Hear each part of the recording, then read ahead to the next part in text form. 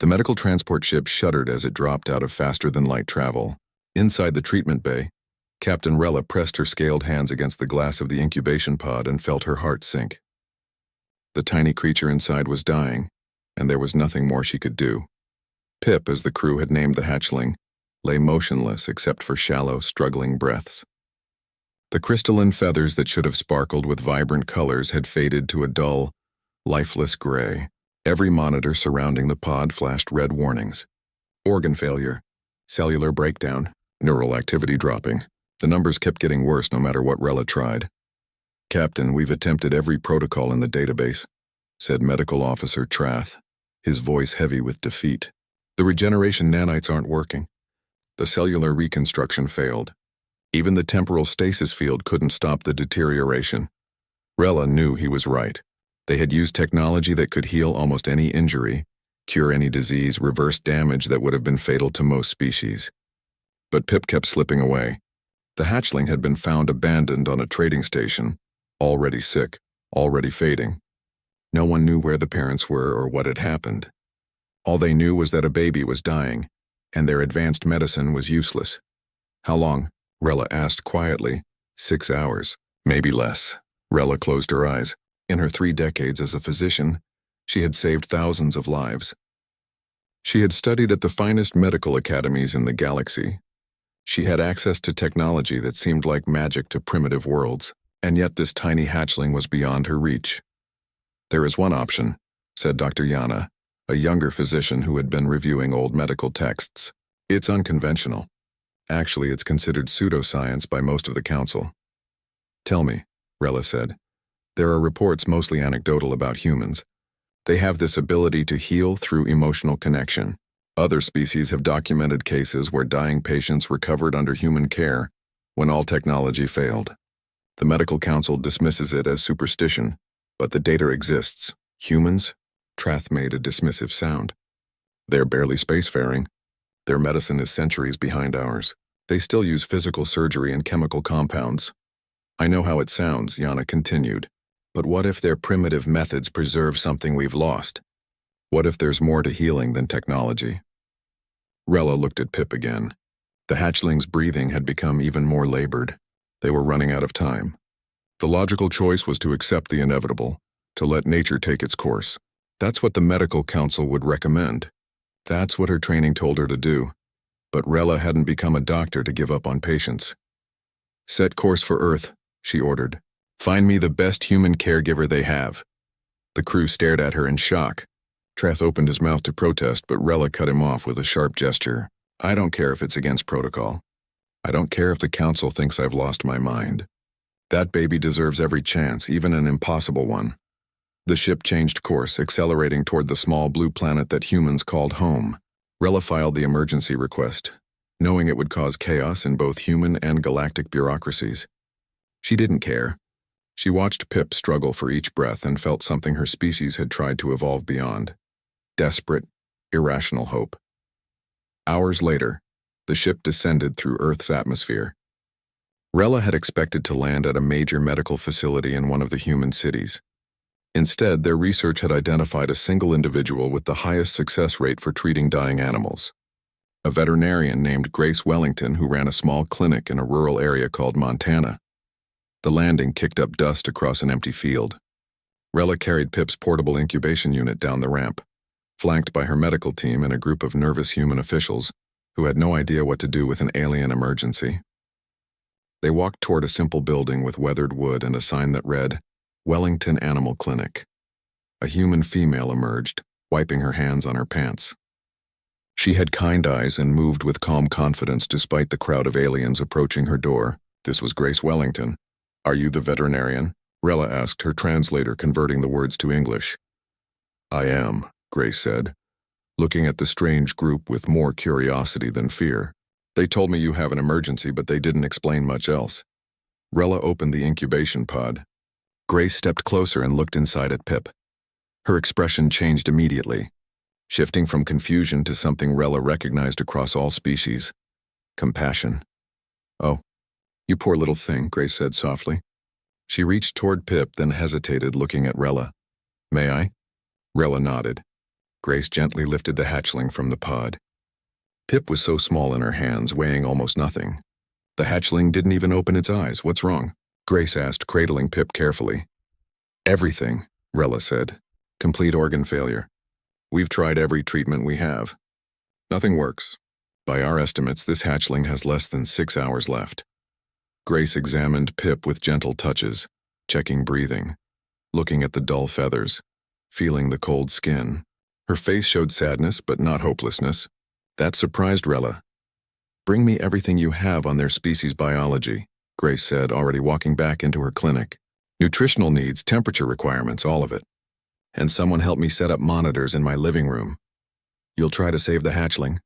Yana asked, hope creeping into her voice. Grace looked down at Pip, and something in her expression was absolutely certain. I'm going to do everything I can.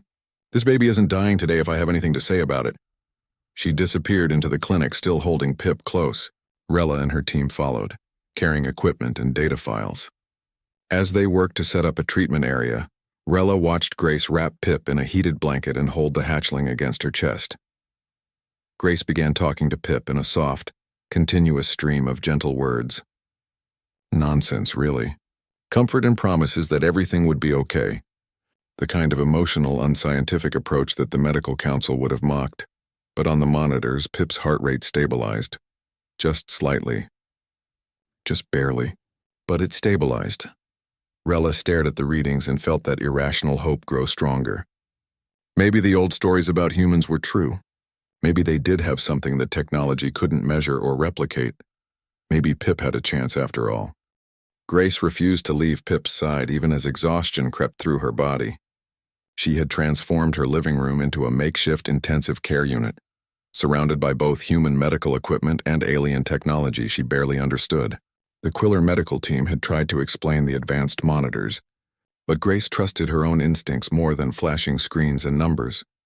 She sat in her recliner with Pip nestled against her chest, wrapped in layers of soft blankets. The hatchling was still terrifyingly fragile, but Grace kept talking anyway.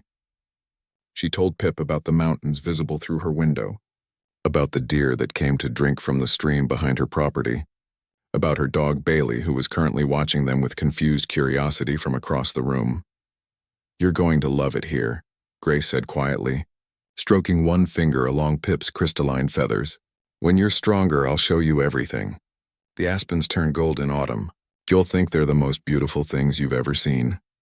Dr. Yana sat nearby, monitoring a portable scanner that displayed information Grace couldn't interpret.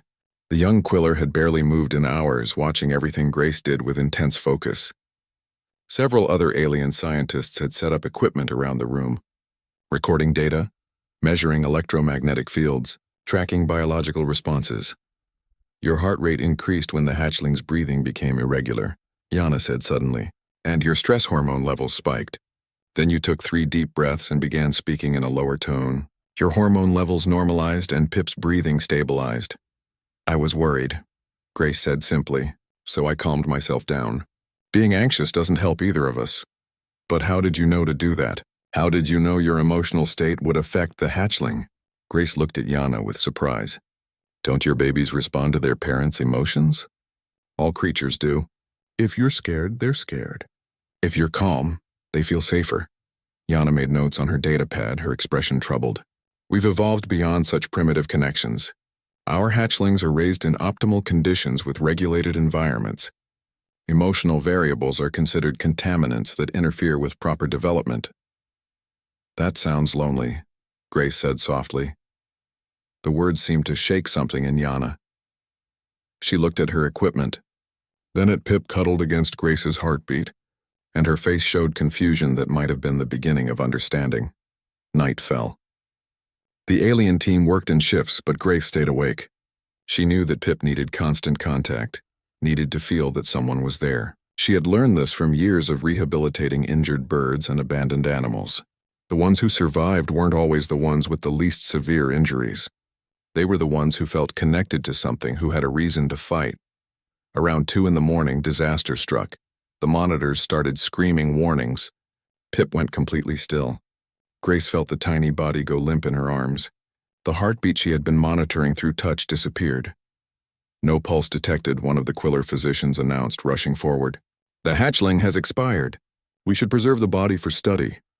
Get away from us, Grace said, her voice shaking with emotion she didn't bother to hide. She laid Pip on the cushioned surface beside her and began CPR, her fingers carefully compressing the tiny chest. She counted compressions, breathed gentle puffs of air into Pip's mouth, refused to stop even as the aliens watched with what looked like pity. Grace, the hatchling is gone, Captain Rella said gently. You did everything you could. No, Grace said fiercely. Tears streamed down her face as she worked. No, you don't give up. You never give up. Come on, baby, come on. You're stronger than this. I know you are. Please, please come back. She kept doing compressions, kept breathing for the hatchling, kept talking through her tears. The alien stood frozen, clearly believing she had lost her mind in grief. Even Bailey whined from his spot across the room, sensing his human's distress. You matter, Grace whispered to Pip. You matter so much. The universe needs you in it. I need you in it. Please don't leave, please. 3 minutes passed, 4, 5. Then Pip gasped. It was tiny, almost inaudible, but Grace felt it. She felt the small chest expand under her hands, felt the heartbeat flutter back to life, watched as Pip's eyes cracked open just slightly before closing again. The monitors went crazy with readings. The Quiller team rushed to check their equipment, voices raised in shock and confusion.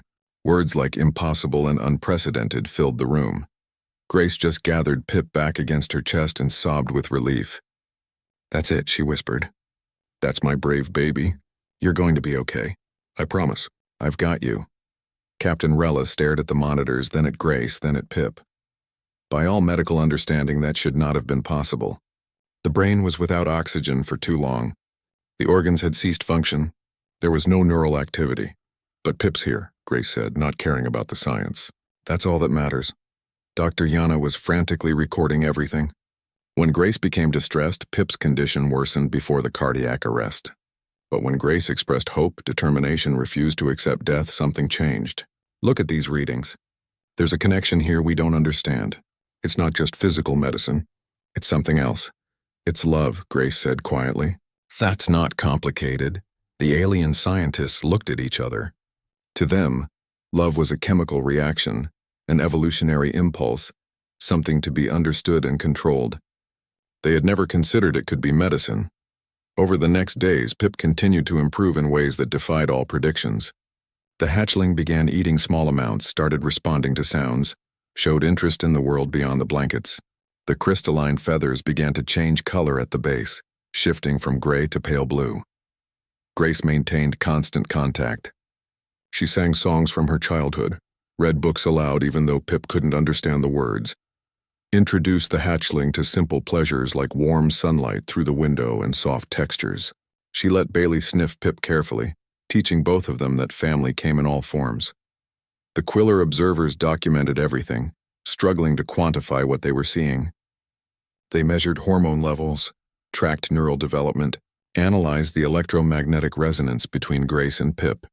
They were searching for the mechanism, for the scientific explanation that would make this fit into their understanding of medicine. But Grace didn't care about their science. She just cared about the small warm weight against her chest, about the way Pip's breathing had steadied, about the moment each evening when the hatchling would chirp softly before falling asleep. One night, as Grace hummed a lullaby, Pip's feathers flickered with color. Not gray, not dying blue, but a warm golden hue that Dr. Yana said meant contentment in Quiller physiology. You're going to be just fine, Grace whispered, her own heart full of hope that no longer felt irrational at all. 3 weeks after Pip's arrival, Grace woke to find the hatchling sitting up in the nest of blankets, looking around with bright, alert eyes. It was the first time Pip had moved independently, and Grace felt her heart soar with joy. Good morning, little one, she said softly, not wanting to startle the hatchling. Pip turned toward her voice and made a chirping sound. The crystalline feathers rippled with pale blue and hints of green, colors that Dr. Yana had explained meant curiosity and cautious happiness. Grace prepared breakfast for both of them. For herself, scrambled eggs and toast. For Pip, a carefully measured mixture based on Quiller nutritional requirements that she had learned to adjust based on the hatchling's preferences. The alien team had initially provided precise formulas and feeding schedules, but Grace had discovered that Pip ate better when she paid attention to the hatchling's signals rather than following rigid protocols. She sat cross-legged on the floor and offered Pip small portions on a shallow dish. The hatchling approached carefully, sniffed the food, then began eating with more enthusiasm than Grace had seen before. "That's it," Grace encouraged. "You're doing so well." Dr. Yana entered through the front door, carrying more monitoring equipment. She had taken to arriving early each morning, fascinated by the changes in Pip. "The hatchling is showing motor development that should take months. This level of progress is unprecedented." "Pip is a fighter," Grace said, watching the hatchling eat. "It's more than that." Yana set up her scanner. "Look at this. Pip's neural pathways are forming in response to your interactions. When you speak, specific brain regions activate. When you touch, others respond. The hatchling is imprinting on you. Is that normal? For Quillar hatchlings with their parents, yes. But this should be impossible across species. Our imprinting requires specific pheromones and quantum-entangled neural resonance. Humans don't have either." "Maybe love doesn't need quantum physics," Grace said with a smile. Yana looked troubled. "The medical council is asking questions. They want to know how this is working. They're concerned about the methods being used." Grace felt a chill of worry but pushed it aside. She had Pip to focus on, and that was what mattered. After breakfast, Grace decided to take Pip outside. The alien team protested immediately. "The environment isn't controlled," one physician argued. "There could be contaminants, temperature fluctuations, unknown variables." "There's sunshine and fresh air," Grace countered. "That's what Pip needs." She wrapped the hatchling in a light blanket and carried Pip into her backyard. The morning was beautiful, with golden light filtering through the pine trees and a gentle breeze carrying the scent of wildflowers. Bailey trotted alongside them, his tail wagging. Pip's eyes went wide. The hatchling had never seen the outside world, had spent its entire brief life in medical facilities and Grace's living room. Now surrounded by nature, something awakened in the small creature. Grace sat in the grass and let Pip explore. The hatchling touched the blades of grass with careful claws, watched a butterfly float past, turned toward the sound of birds singing in the trees. The crystalline feathers began to shimmer, reflecting the sunlight in dancing patterns. "This is your world too," Grace said gently. "All of this belongs to you just as much as anyone." Pip made a series of chirping sounds, experimenting with different tones. Grace chirped back, and the hatchling seemed delighted, repeating the sounds in what felt like a game. Bailey approached slowly and sniffed Pip with careful curiosity. The hatchling reached out and touched the dog's nose. Bailey's tail wagged, and Grace felt her eyes water with emotion at the simple, beautiful moment of connection between species. Over the following days, Pip's personality began to emerge. The hatchling was curious about everything, loved music, and showed a remarkable ability to sense emotions. When Grace felt sad about a patient she couldn't save, Pip would press close and make soft, comforting sounds. When Grace laughed, Pip's feathers would glow with warm colors. Grace started bringing Pip into the clinic when she treated animals. She discovered that Pip had a calming effect on frightened creatures. An injured hawk that had been aggressive settled immediately when Pip chirped at it. A stray cat that wouldn't let anyone near allowed Grace to examine it while Pip sat nearby, feathers glowing with gentle blue light. "It's the empathic abilities," Yana explained, watching with fascination. "All Quillar have them, but they usually take years to develop. Pip is accessing them already." "Because Pip feels safe," Grace said. "When you're not afraid, you can focus on others."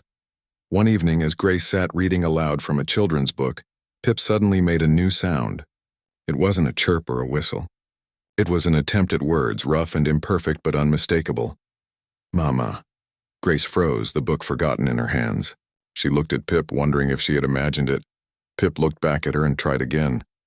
"Mama." Tears spilled down Grace's cheeks. She gathered Pip close, feeling the hatchling's warm body against her own. "Yes, baby, yes, Mama's here." The Quillar observers were stunned into silence. Captain Rella stood with her mouth open in shock. Dr. Yana's hands shook as she recorded the moment. "That's impossible," Rella whispered.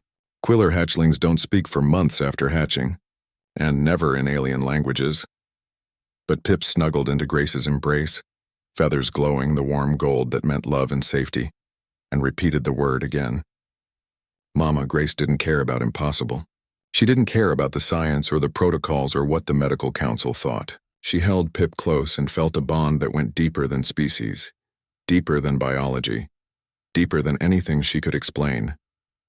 This was her child now, not by birth, not by genetics, but by choice and love and the promise that she would protect this little life with everything she had. I love you too, she whispered to Pip, more than you'll ever know. Outside, the sun set over the Montana mountains, painting the sky in colors that matched the hope glowing in Pip's crystalline feathers. Inside, a human and an alien hatchling created a family that shouldn't exist by any scientific measure, but existed anyway, because some things were more powerful than the rules said they should be. The government vehicles arrived without warning, black and official and carrying people whose expressions said they were not here to admire Grace's progress with Pip. Behind them came a larger transport, clearly alien in design, bearing the symbols of the Galactic Medical Council. Grace stood in her doorway with Pip cradled protectively in her arms. The hatchling had grown considerably over the past weeks but still fit comfortably against her chest. Pip's feathers had turned dark with fear, sensing the tension in the air. High Physician Torin emerged from the alien transport. He was tall for a quiller, his scales a deep purple that Grace had learned indicated age and authority. His expression showed no warmth, only cold calculation. Grace Wellington, he said, his translator rendering his words in perfect English. I am here to retrieve the hatchling. No, Grace said simply, this is not a request. The Galactic Medical Council has reviewed your case and determined that the hatchling requires proper care within its own species facilities. Your treatment, while initially successful, lacks scientific foundation and cannot be considered appropriate for long-term development. Pip is thriving, Grace argued, her arms tightening around the hatchling. Look at the progress. Look at how healthy and happy Pip is. Emotional reasoning, Torin said dismissively. We deal in facts, not feelings. The hatchling belongs in quiller care. Captain Rella stepped forward, her face showing conflict. High Physician, perhaps we could discuss alternative arrangements. The data suggests that separation could be harmful to the hatchling's development. The data suggests that humans have gotten lucky through primitive methods, Torin countered. Luck is not medicine. The Council has authorized immediate retrieval. 2 medical officers approached carrying a containment unit. Pip saw them and made a frightened sound, pressing harder against Grace. The hatchling's feathers turned completely black, and Grace felt Pip's small body trembling. Please, Grace said, trying to keep her voice steady. You're scaring Pip. Can't we talk about this? There is nothing to discuss. Hand over the hatchling. No. Grace took a step back into her clinic. You have no right to take Pip from me. This is Earth. You don't have authority here. One of the human officials, a stern woman in a dark suit, spoke up reluctantly. Actually, Ms. Wellington, the Galactic Medical Council has jurisdiction over the health and welfare of all galactic citizens, including this hatchling. Earth signed those treaties when we joined the interstellar community. Grace felt her world crashing down. She looked at Pip, at the fear in those bright eyes, and felt desperate anger building in her chest. This is wrong. You all know this is wrong. Dr. Yana moved to stand beside Grace, her voice shaking but determined. High Physician, I must protest. My research clearly shows that this hatchling's recovery is directly linked to the emotional bond with Grace. Separation could be fatal. Your research is based on sentiment, not science, Torin said coldly. You're young, Yana. You'll learn that emotions cloud judgment. The hatchling will be fine once it receives proper care. You tried proper care, Grace said, her voice breaking. Pip was dying under your proper care. I saved this baby's life. You delayed the inevitable through unproven methods. Now the hatchling requires appropriate attention. Grace knew she was losing this argument. She could see it in the officials' faces, in the way the medical officers were preparing to take Pip by force if necessary. Panic clawed at her throat. Pip began to cry, a sound that cut through everyone present. The hatchling clung to Grace with small claws, feathers flickering between black and the palest gray that meant terror. Look what you're doing, Grace pleaded. Look at how afraid Pip is. Doesn't that matter to you at all? Fear is a temporary emotional state that will pass once proper care is established, Torin said. Captain Rella closed her eyes, clearly struggling with the situation. Several other Quiller physicians shifted uncomfortably. Even some of the human officials looked disturbed by the scene, but High Physician Torin was unmoved. "I propose a test," he said finally. "We will take the hatchling to our medical facility for 24 hours. If it thrives under our care, you will acknowledge that your methods are unnecessary. If it suffers, we will reconsider our position." "No," Grace said immediately. "No, I won't let you use Pip as an experiment. The alternative is that I take the hatchling permanently right now. This is the only compromise you will receive." Grace felt trapped. If she refused, they would take Pip anyway and she would never get the hatchling back. If she agreed to the test, at least there was a chance. She looked at Captain Rella, silently begging for help. Rella stepped closer and spoke quietly. "Grace, I don't like this either. But if you agree to the test, at least there's a time limit. And I'll make sure they monitor Pip constantly. If the hatchling's health declines at all, I'll fight to return Pip to you immediately. You promise?" "I promise." Grace held Pip close and felt her heart breaking. She whispered to the hatchling, trying to keep her voice steady through tears. "Baby, listen to me. Mama has to let you go for a little while, but I'm not leaving you. I would never leave you. This isn't goodbye. I'll be waiting right here and I'll come get you as soon as I can." Pip made desperate sounds, not understanding, just knowing that something terrible was happening. The hatchling's feathers flickered with colors Grace had never seen before, patterns of fear and confusion. "I love you," Grace whispered. "Remember that. No matter what happens, no matter where you are, I love you. That doesn't change." "That never changes." She recorded a video message on her phone, her voice breaking as she explained to Pip that she would be back, that this was temporary, that love didn't disappear just because you couldn't see the person who loved you. Then, with shaking hands, she placed Pip in the containment unit. The hatchling screamed. It was the only word for the sound, a cry of betrayal and terror that made everyone present flinch. Pip pressed against the transparent walls, reaching for Grace, feathers turning completely gray as the unit sealed. Grace collapsed to her knees as they carried Pip away, sobbing so hard she couldn't breathe. Bailey pressed against her side, whining. Captain Rella knelt beside her, placing a gentle hand on her shoulder. 24 hours, Rella said quietly. "We'll bring Pip back in 24 hours. But Grace could only watch the transport leave, carrying away the small creature who had called her mama, and pray that she hadn't just lost her child forever. The orbital medical facility was designed for perfection. Every surface gleamed with sterile white light. Every instrument represented the cutting edge of galactic technology.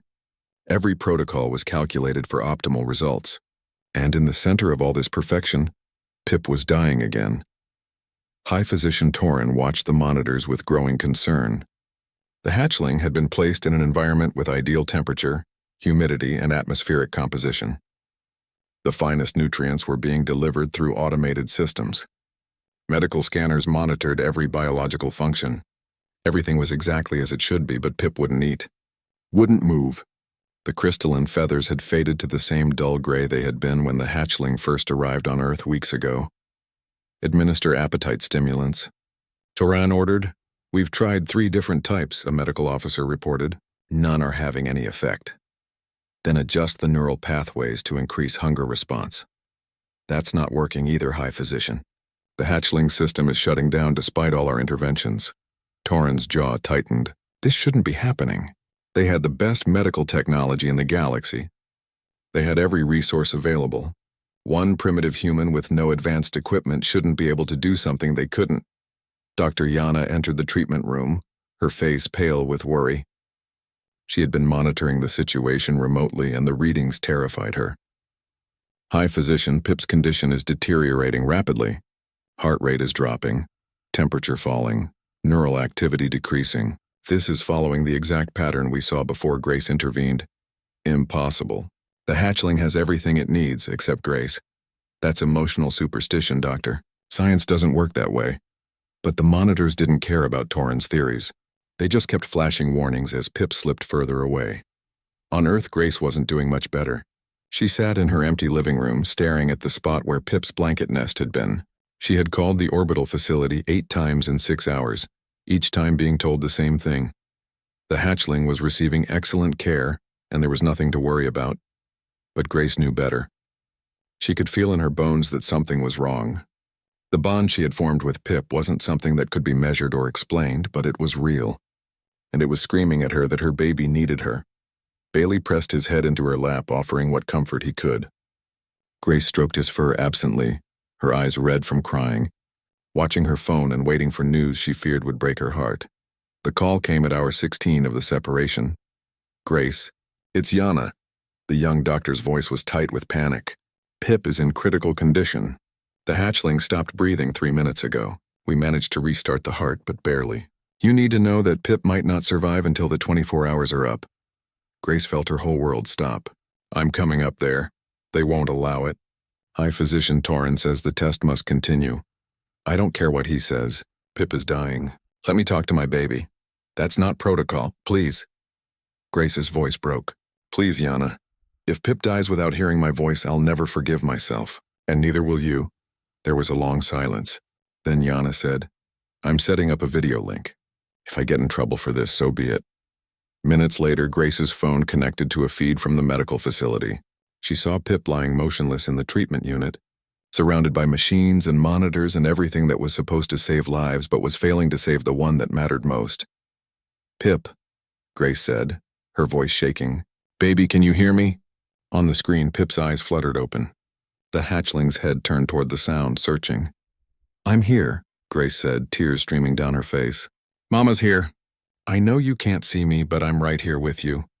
I didn't leave you. I would never leave you."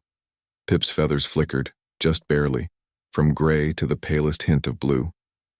Grace started talking, words tumbling out in desperate streams. She told Pip about the mountains, about the birds singing outside, about Bailey waiting for the hatchling to come home. She sang the lullaby she had sung every night since Pip arrived. She made promises about all the things they would do together, all the places they would explore. And on the monitors, impossible things happened. Pip's heart rate stabilized. Temperature began to rise, slowly but steadily. Neural activity increased. The hatchling didn't recover. Not completely, but the free fall into death stopped. Dr. Yana stared at the readings in shock. "This shouldn't be possible. There's no medical explanation for this."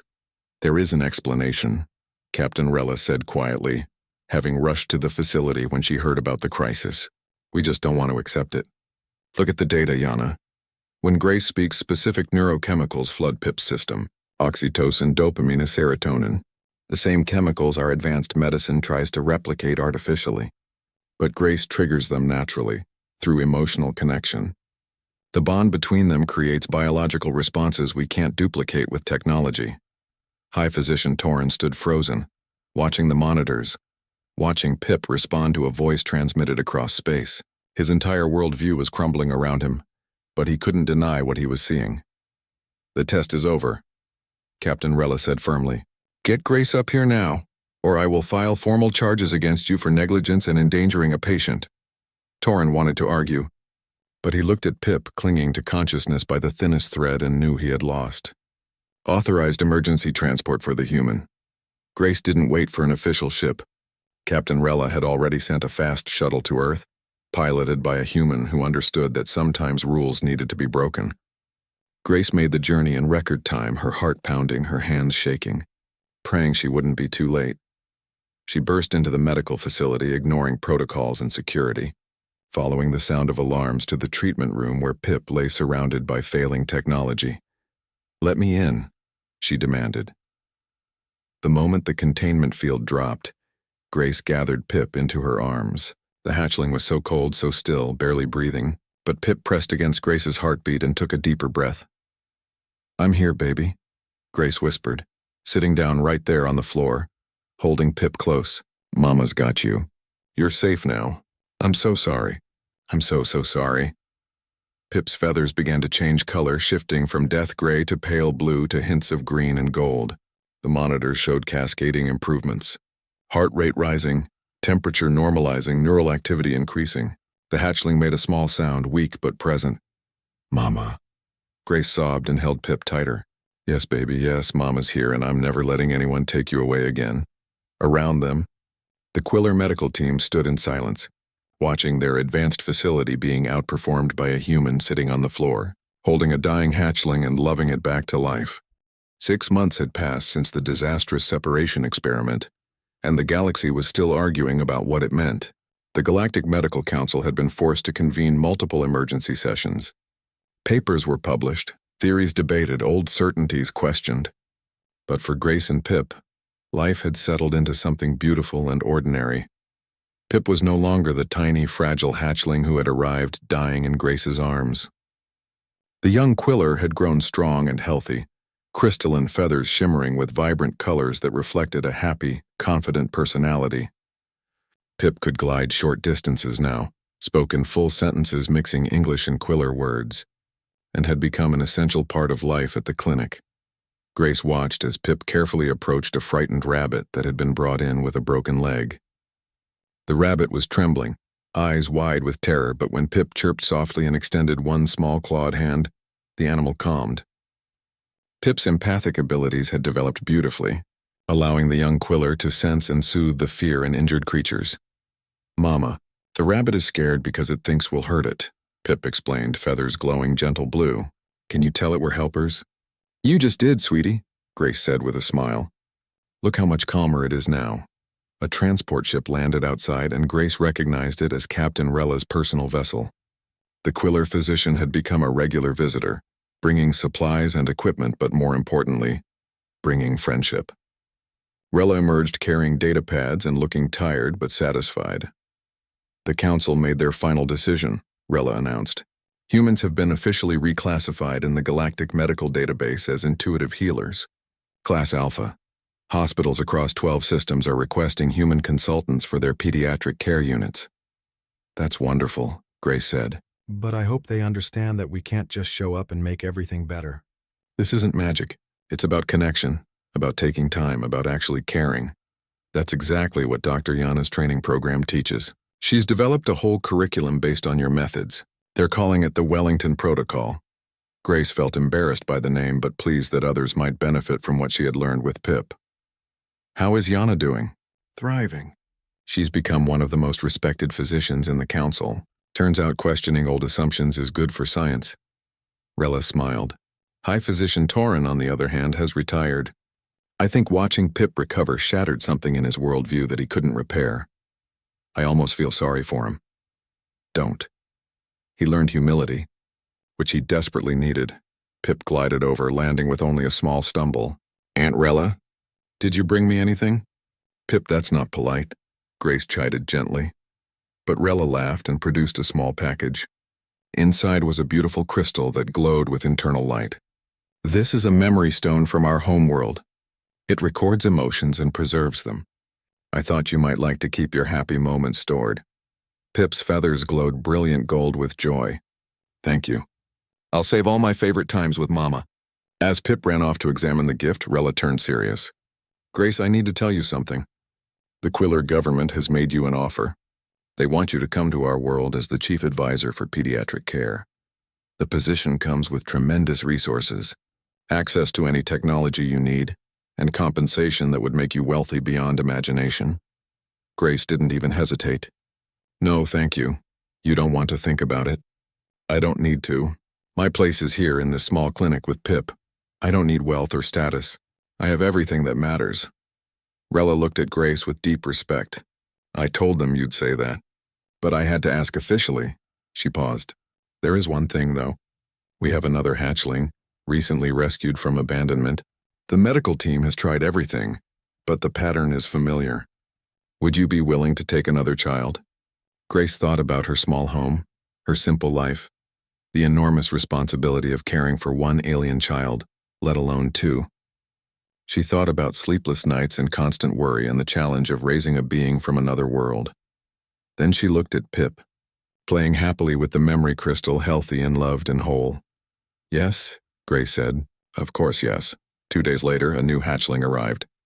This one Grace named Sky because the tiny Quillar's feathers reminded her of a clear blue morning. Sky was in better condition than Pip had been, but still frighteningly fragile. Grace went through the same process again. The careful feeding, the constant contact, the gentle encouragement. Pip watched everything with wise eyes, understanding in a way that went beyond words. When Sky cried during the first night, Pip glided to the nest Grace had prepared and settled next to the new hatchling, feathers glowing warm gold. "Mama will help you," Pip said softly to Sky. "Mama helps everyone. You're going to be okay. I promise." Grace watched her two children together and felt her heart expand in ways she never knew were possible. She had spent years caring for injured animals, always satisfied with the work but always going home to an empty house. Now her home was full of life and love and the beautiful chaos of family. News of Grace's work spread through the galaxy. The story of the human who saved a dying alien through love became famous. Scientists studied the phenomenon, trying to understand and replicate it. Some succeeded, learning to balance technology with compassion. Others never quite grasped it, too locked into old ways of thinking, but the results were undeniable. Infant mortality rates dropped in hospitals that adopted the Wellington Protocol. Patients recovered faster when caregivers were trained in emotional connection. The galaxy slowly relearned what it had forgotten. Healing was about more than fixing bodies. It was about touching hearts. Dr. Yana published her final paper on the subject, and its conclusion was broadcast across 1,000 worlds. We believed that evolution meant transcending emotion, that progress required eliminating inefficiency. We were wrong. The humans never lost what we discarded. They have taught us that healing is not just science. It is connection. Medicine is not just treatment, it is love. And perhaps the greatest technology in the universe is also the simplest, caring for another being as if their life is as precious as your own. Years later, Grace sat in her backyard watching Pip and Sky play with Bailey, now an old dog who tolerated the young Quiller with patient affection. More hatchlings had come to her over the years, each one finding healing and home. Some had returned to their worlds when they were strong enough. Others, like Pip, had chosen to stay. The sun set over the Montana mountains, painting the sky in colors that matched the joy glowing in her children's feathers. Grace had never become wealthy or famous, had never left her small clinic or changed her simple life. But she had changed the galaxy. Not through technology or power, but through the radical act of loving creatures who were nothing like her, who needed her, who called her mama, and in the end, that was all that mattered.